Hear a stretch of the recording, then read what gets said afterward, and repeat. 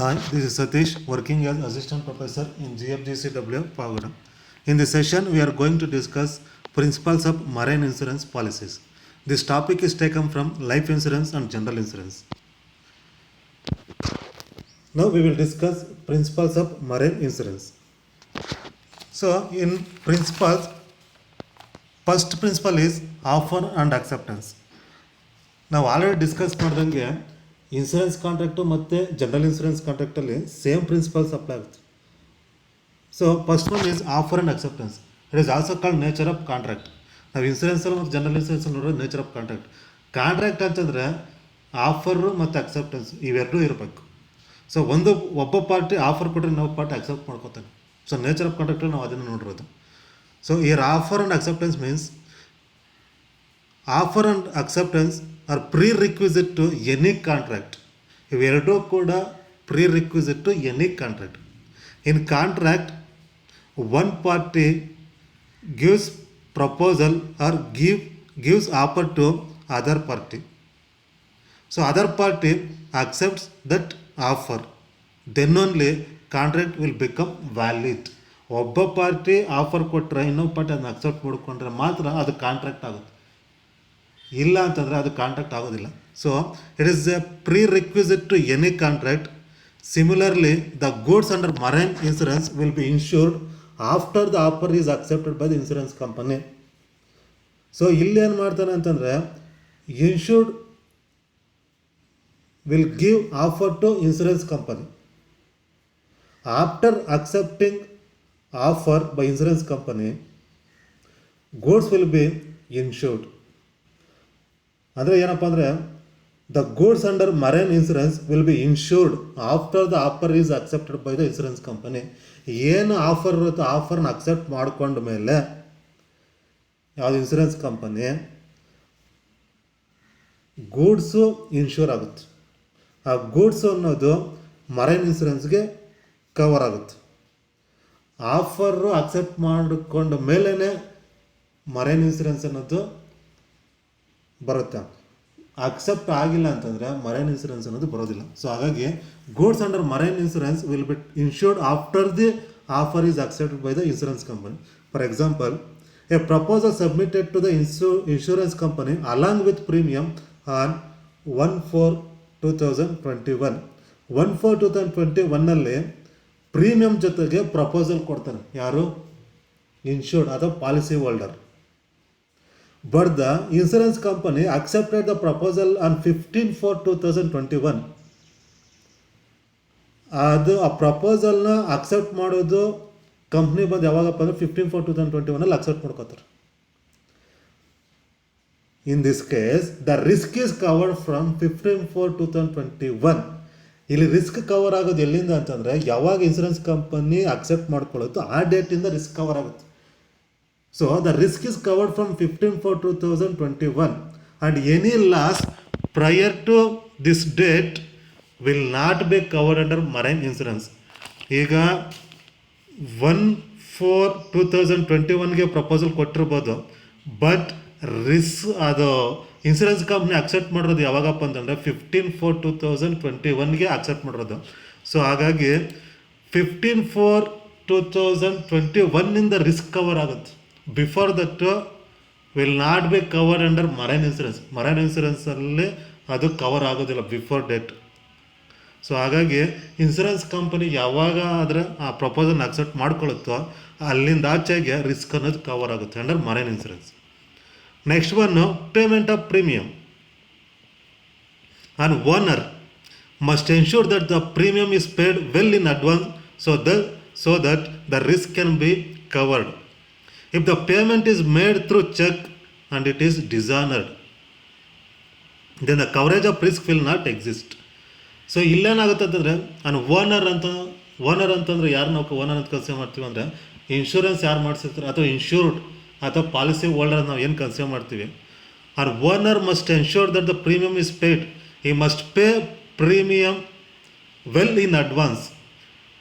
ಅಡ್ವಾನ್ಸಾಗಿ ಅವ್ನು ಪೇಮೆಂಟ್ ಮಾಡಬೇಕಾಗುತ್ತೆ. ಅಂದರೆ ಏನೊಂದು ಡೇಟ್ ಇರುತ್ತೋ ಆ ಡೇಟ್ ಒಳಗಡೆ ಅವ್ನು ಪೇಮೆಂಟ್ ಮಾಡಬೇಕಾಗುತ್ತೆ. So that the risk can be covered. ಆಗೇನಾಗುತ್ತೆ ಅಂದರೆ ರಿಸ್ಕ್ ಅನ್ನೋದು ಇನ್ಸೂರೆನ್ಸ್ ಕವರೇಜಲ್ಲಿ ಬರುತ್ತೆ. If the payment is made through check and it is dishonored, then the coverage of risk will not exist. In case ಅವನು ಯಾರಾದರೂ insured ಪರ್ಸನ್ನು check ಮುಖಾಂತರ pay ಮಾಡಿದರೆ cheque dishonour ಆಯ್ತಪ್ಪ ಅಂತಂದರೆ ಆಗೇನಾಗುತ್ತೆ ಅಂತಂದರೆ ರಿಸ್ಕು ಅಥವಾ ಇನ್ಶೂರೆನ್ಸ್ ಅನ್ನೋದು ಏನಾಗುತ್ತೆ ಅಂತಂದರೆ will not exist. So then the coverage of risk will not exist. So ಹಾಗಾಗಿ insured must pay premium well in advance to insurance company, then only risk can be covered. ಹಾಗಾಗಿ ಅವ್ನು premium ಏನು ಮಾಡಬೇಕಾಗುತ್ತೆ ಅಂದರೆ ಅಡ್ವಾನ್ಸಾಗಿ ಅವ್ನು ಪೇ ಮಾಡಬೇಕಾಗುತ್ತೆ. Next contract of ಇಂಡೆಮಿನಿಟಿ.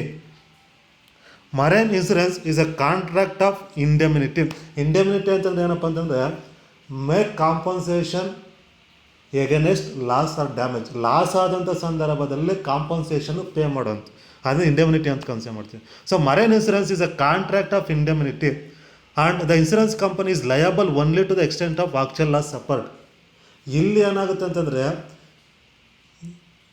ಏನಾದರೂ ಡ್ಯಾಮೇಜ್ ಆಯಿತು ಅಂತಂದಾಗ ಅಥವಾ ಲಾಸ್ ಆಯಿತು ಅಂತಂದಾಗ ಮಾತ್ರ insurance company liable to pay compensation to policy holder.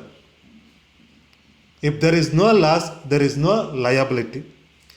Loss ಆಗಿಲ್ಲ ಅಂತಂದರೆ ಯಾವುದೇ ರೀತಿ ಲಯಬಿಲಿಟಿ ಇರೋದಿಲ್ಲ. ಸೊ ಹಾಗಾಗಿ marine insurance is a contract of indemnity and the insurance company is liable only to the extent of actual loss suffered.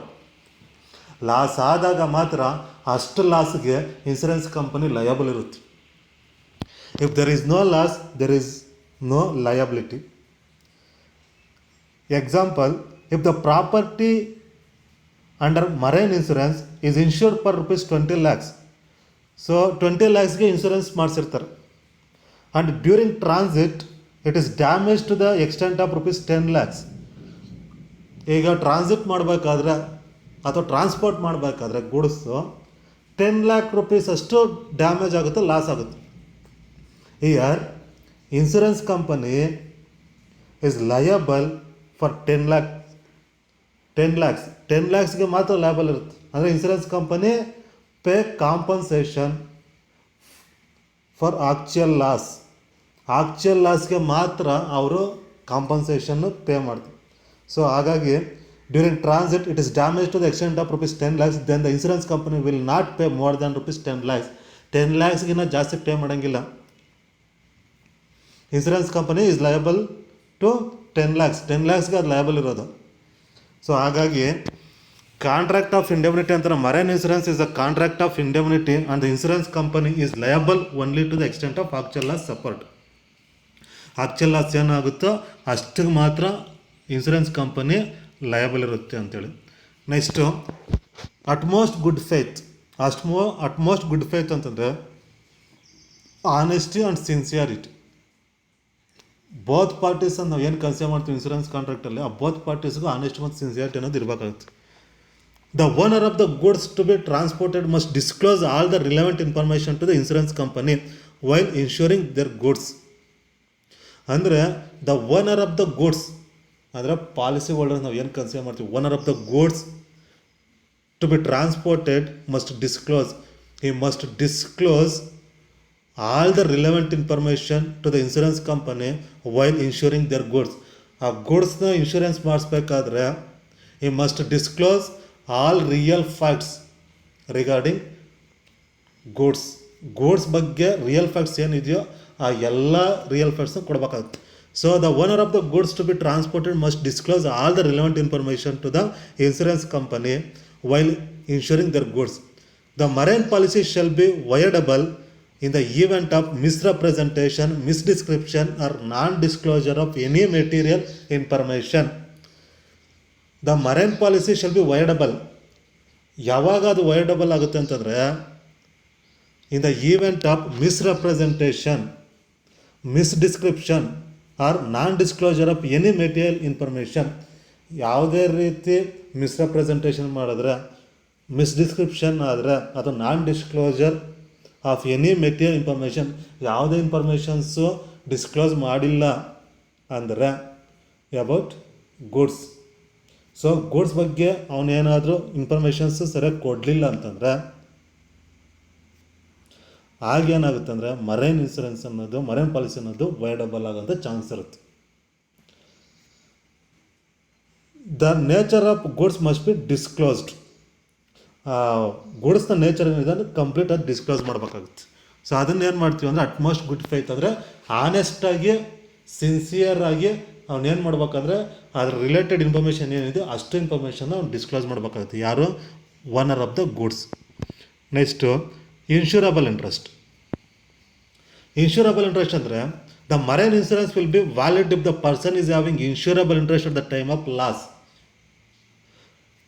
Marine insurance will be valid.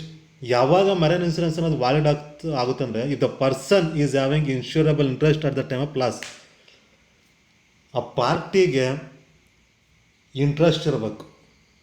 Interest ಇದ್ದರೆ ಮಾತ್ರ ಅದು valid ಅನ್ಸ್ಕೊಳುತ್ತೆ. So the marine insurance will be valid if the person is having insurable interest at the time of loss. The insurable interest will depend upon the nature of sales contract. ಅದು ಯಾವುದ್ರ ಮೇಲೆ depend ಆಗುತ್ತೆ ಅಂತಂದರೆ sales contract ಮೇಲೆ depend ಆಗುತ್ತೆ. ಅಂದರೆ person must having insurable interest on subject matter of insurance at the time of loss. Next contribution. If a person insures his goods with 2 insurance companies, ಅಂದರೆ owner of the goods insures his goods with 2 insurance companies, then in case of marine loss, both the insurance companies will pay the loss to the owner proportionately.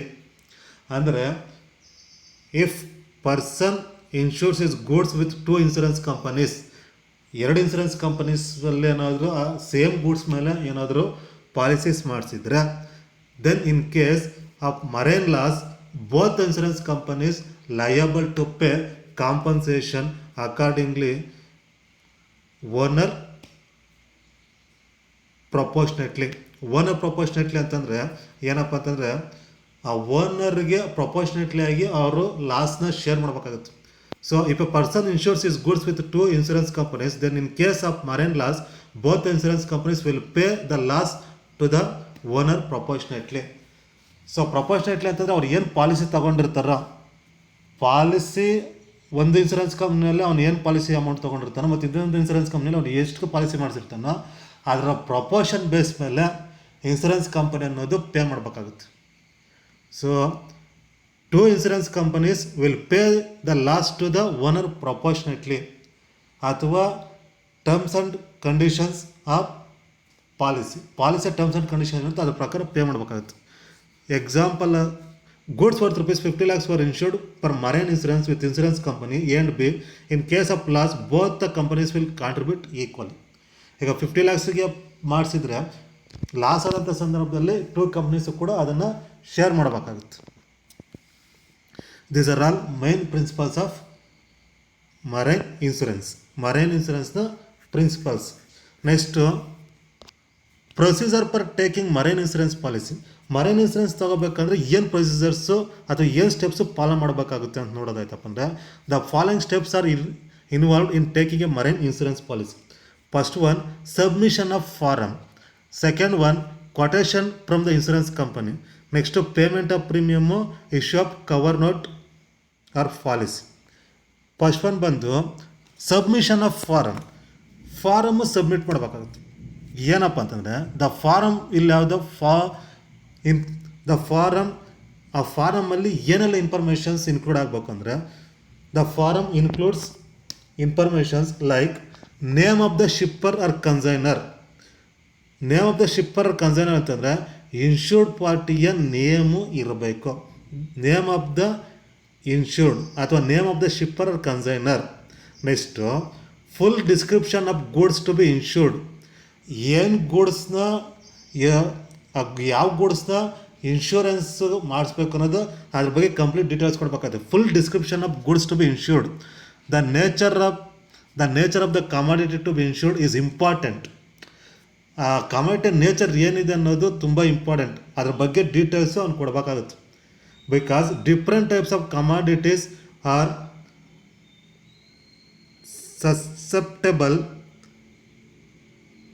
for different types of damages during transit. ಅಂದರೆ different types of communities open to different types of damages during transit. Transport ಮಾಡಬೇಕಾದ್ರೆ different communities different types of ಡ್ಯಾಮೇಜಸ್ಗೆ ಇದಾಗುತ್ತೆ. ಯಾವುದಪ್ಪ ಅಂದರೆ ಅದು ಈಗ for example sugar, cement etcetera are easily damage by sea water. Cotton is liable to catch fire. Liquid cargoes are open to the risk of leakage and crockery. Glassware to breakage. ಇವೆಲ್ಲ ಏನಾಗುತ್ತೆ ಅಂತಂದರೆ ಈ ಥರ goods ಅವ್ರು ಏನು transit ಮಾಡಬೇಕು ಅಂದ್ಕೊಂಡಿರ್ತಾರೋ ಆ goods description complete insurance ಕಂಪ್ನಿಗೆ ಅವ್ರು ಕೊಡಬೇಕಾಗುತ್ತೆ. ಸೊ ಫಸ್ಟು ಏನು ಇನ್ಫಾರ್ಮೇಷನ್ ಇನ್ಕ್ಲೂಡ್ ಆಗಬೇಕಂದ್ರೆ ಫಾರಮ್ಸಲ್ಲಿ ನೇಮ್ ಆಫ್ ದ ಶಿಪ್ಪರ್ ಅಂದರೆ insured person name, full description of goods to be insured.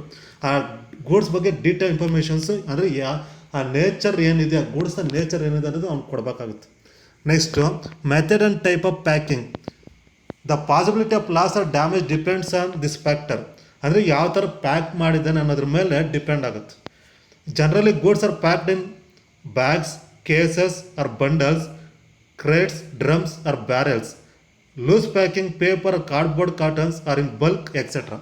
ಅಂದರೆ ಯಾವ ಥರ ಡಿಫ್ರೆಂಟ್ ಪ್ಯಾಕೇಜ್ ಬರುತ್ತೆ, ಆ ಗೂಡ್ಸ್ಗೆ ಯಾವ ಸೂಟಬಲ್ ಪ್ಯಾಕೇಜು ಇದೆಯೋ ಅದನ್ನು ಅವನು ಅದೇ ಥರ ಪ್ಯಾಕೇಜ್ ಅವ್ನು ಮಾಡಬೇಕಾಗುತ್ತೆ. ಈಗ ಕೆಲವೊಂದು ಗೂಡ್ಸ್ಗೆ ಕೆಲವೊಂದು ಪ್ಯಾಕೇಜಸ್ಸೇ ಸೂಟಬಲ್ ಆಗುತ್ತೆ. ಹಾಗಾಗಿ method and type of packaging. The possibility of loss or damage depends on this factor. Generally goods are packed in bags, cases or bundles, crates, drums, barrels. Loose packing paper, cardboard, cottons or in bulk etcetera. Next voyage and mode of transit. Information will be required. ಏನು informations requirement ಇದೆ ಅಂತಂದರೆ the name of the place. Voyage ಅಂತಂದರೆ starting point ಮತ್ತು ending point, ಯಾವ ಪಾಯಿಂಟಿಂದ ಯಾವ ಪಾಯಿಂಟಿಗೆ ಅಂತೇಳಿ. So the name of the place from where transit will commence and the name of the place where it is to terminate. ಒಂದು starting point ending point ಎರಡೂ ಕೂಡ place mention ಮಾಡಬೇಕಾಗುತ್ತೆ. Mode of conveyance to be used in transporting goods whether by rail, lorry, air etcetera. ಅಂದರೆ through ಏದ್ರ ಮುಖಾಂತರ transit ಆಗುತ್ತೆ goods ಅನ್ನೋದ್ರ ಬಗ್ಗೆ ಕೂಡ ಇನ್ಫಾರ್ಮೇಷನ್ಸ್ ಕೊಡಬೇಕಾಗುತ್ತೆ. Next if a voyage is likely to involve transshipment it enhances the risk. This fact should be informed while seeking insurance. So ಆ ವಯೇಜು ಯಾವ ಥರ ಮಾಡ್ತಾರೆ ಅಂದರೆ ಈಗ ಪರ್ಟಿಕ್ಯುಲರ್ ವಯೇಜ್ ಏನು ಸೆಲೆಕ್ಟ್ ಮಾಡ್ಕೊಂಡಿರ್ತಾರೆ ಅದು ಕಂಪ್ಲೀಟ್ ಇನ್ಫಾರ್ಮೇಷನ್ ಅವ್ನು ಕೊಡಬೇಕಾಗುತ್ತೆ. Next quotation by insurance company. Next ಬಂದು quotation from the insurance company based on information provide as above. ಮೇಲೆ ಅವ್ನು ಏನು ಫಾರಮಲ್ಲಿ ಇನ್ಫಾರ್ಮೇಷನ್ಸ್ ಕೊಟ್ಟಿರ್ತಾರೆ ಫಾರಮ್ ಸಬ್ಮಿಷನಲ್ಲಿ, ಆ ಬೇಸ್ ಮೇಲೆ the insurance company will quote the premium rate. Risk ಯಾವ ಥರ ಇನ್ಕ್ಲೂಡ್ ಆಗುತ್ತೆ ಅನ್ನೋದ್ರ ಮೇಲೆ ಅವನು ಏನು ಇನ್ಫಾರ್ಮೇಷನ್ ಸಬ್ಮಿಟ್ ಮಾಡಿದ್ದಾನೆ, ಏನು ಗೂಡ್ಸು ಟ್ರಾನ್ಸಿಟ್ ಮಾಡೋದಿದೆ, ಅದು ರಿಸ್ಕ್ ಯಾವ ಥರ ಕವರ್ ಆಗುತ್ತೆ ಅನ್ನೋದ್ರ ಮೇಲೆ ಪ್ರೀಮಿಯಂ ರೇಟ್ ಅಂತ ಡಿಪೆಂಡ್ ಆಗುತ್ತೆ. So based on the information provided by owner of goods the insurance company will quote the premium rate. The rates of premium depends upon nature of commodity, method of packing, the vessel, type of insurance policy. ಈ base ಮೇಲೆ premium rate ಅನ್ನೋದು depend ಆಗ್ತಾ ಹೋಗುತ್ತೆ. Next payment of premium. On accepting the premium rates the concern person will make the payment to the insurance company. The payment can be made on the consignment basis. ಅಂದರೆ accept ಮಾಡ್ಕೊಂಡಿದ್ದಾದಮೇಲೆ ಏನು insurance company quote ಮಾಡುತ್ತೋ, quotation ಕೊಡುತ್ತೋ, ಆ quotation accept ಮಾಡ್ಕೊಂಡಿದ್ದಾದಮೇಲೆ concern person will make the payment to the insurance company. The payment can be made on the consignment basis. So first form submit ಮಾಡ್ತಾನೆ, ಆ ಫಾರಮಲ್ಲಿ ಡೀಟೇಲಾಗಿ ಇನ್ಫಾರ್ಮೇಷನ್ ಕೊಡಬೇಕಾಗುತ್ತೆ.